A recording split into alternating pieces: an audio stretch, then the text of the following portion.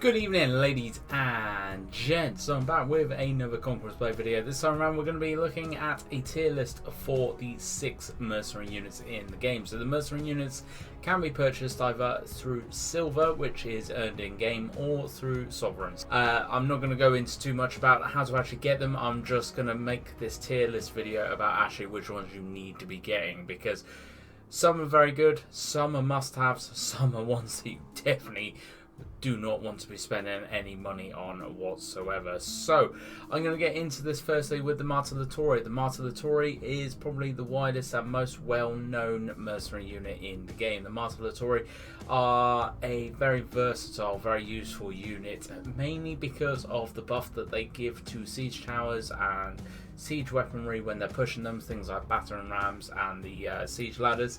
They will put an extra amount of health onto them. So the Martellatore are very, very useful in the normal siege battles, plus in territory war battles as well. Martellatore also will provide you with the mercenary bonus. So all of these units will provide you with a mercenary bonus, which is 10% to all the rewards you gain from matchmaking battles. So it can add up quite substantially.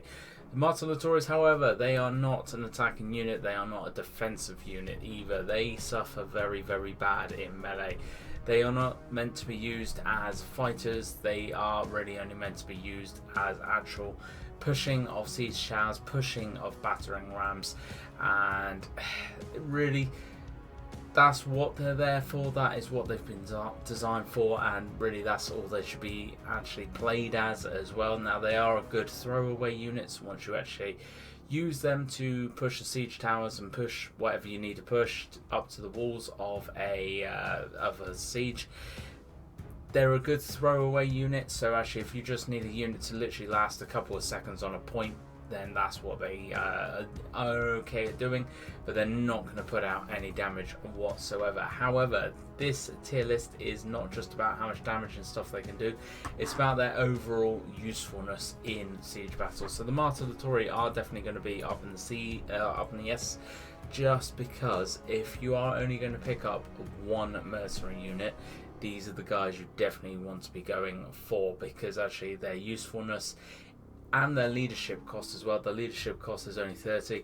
It's going to be very beneficial to you, and actually the rewards and just the 10% bonus that you get from these guys is very useful. Very, very useful. If you're only picking up one mercenary unit, always go for the Martellatore. Moving on to the Black Dragon Archers. The Black Dragon Archers are a green tier unit. They are a ranged unit and they put out mediocre damage at best. They have a poison effect as well, unlike the Namkhans. However, this effect does not last permanently. It only lasts for about 20-30 seconds, and then it goes on to cooldown for 20 or 30 seconds, and then you have to repop it.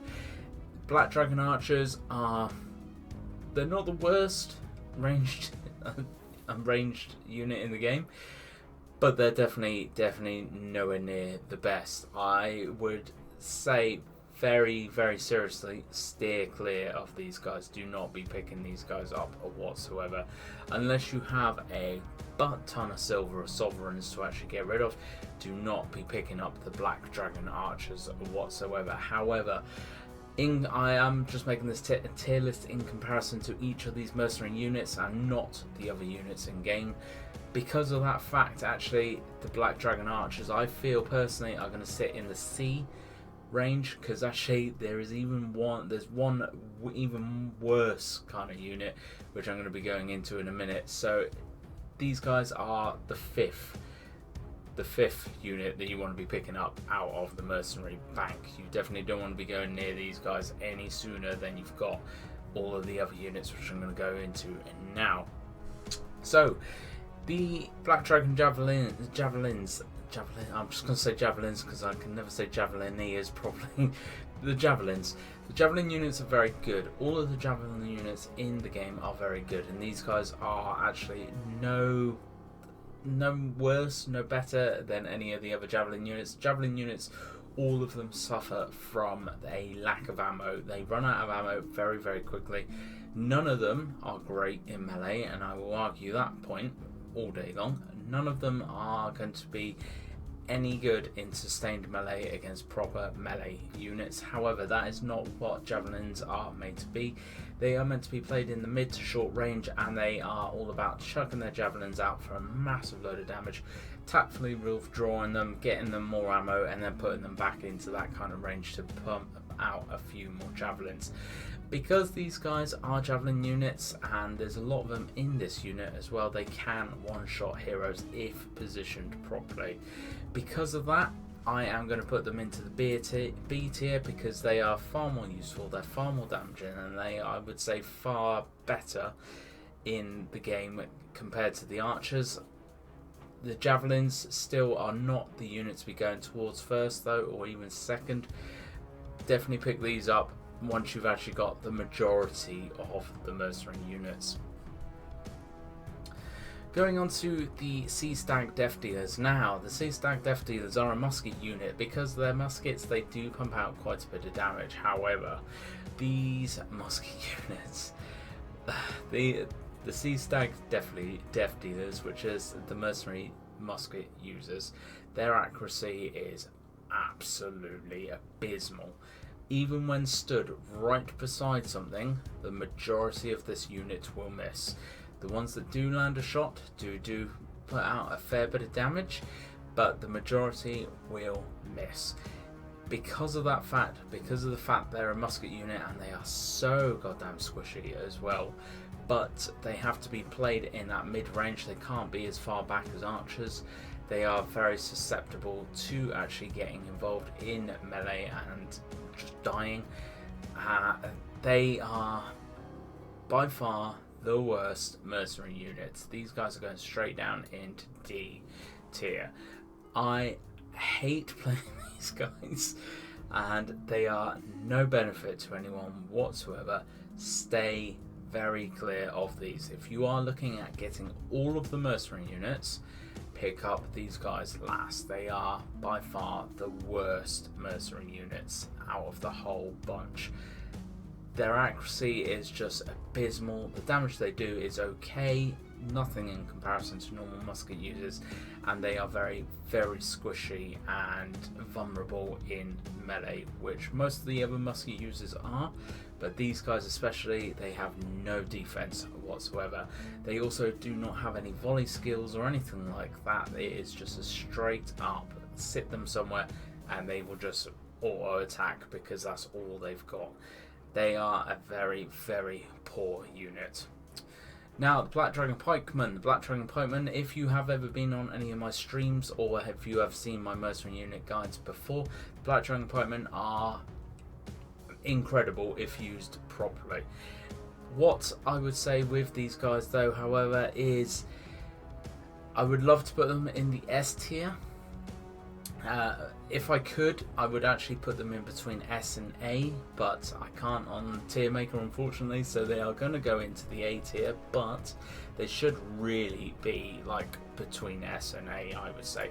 The amount of times I've killed 3 or 4 heroes on the bounce in one charge from these guys down a siege ladder is insane, and if you have ever seen me use these in sieges on stream, you will have seen it that actually when positioned properly and when that siege ladder actually hits the wall and the door drops down, if you pop these guys charge off right at that point, you are going to score a hero kill or 2. These guys are very, very good.